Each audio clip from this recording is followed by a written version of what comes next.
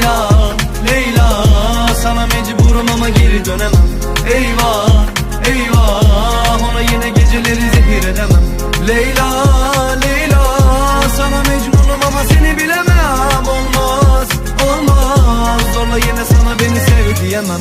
Ne yapsam nafile, bomboş bir görsen halimi. Keşke yaşansa bir mucize, çok zor anlatsan derdimi. Yok yok, düşüyorum dara, beni geri verin bana. Arada bir geliyorlar üzerime ama sakladım acının en güzelini sana. Dünya bir yana, sen bir yana. Sonu boş ama yine anı çok. Bana geri gelip hadi yamacıma koş. Yine sor, yine gelip bana sor. Bulamazsan beni yalnızlara sor Leyla. Beni bana sor Leyla. Anılara sor Leyla. Ama çok zor Leyla. Kurtar beni Mevla.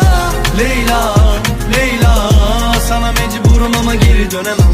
Eyvah, eyvah, ona yine geceleri zehir edemem. Leyla, Leyla, sana mecnunum ama seni bilemem. Olmaz, olmaz, zorla yine sana beni sev diyemem.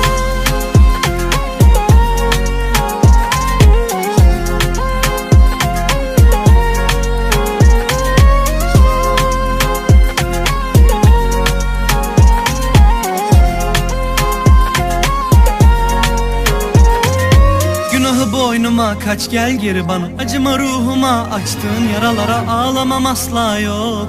Ama bağışla beni bak zor. Sor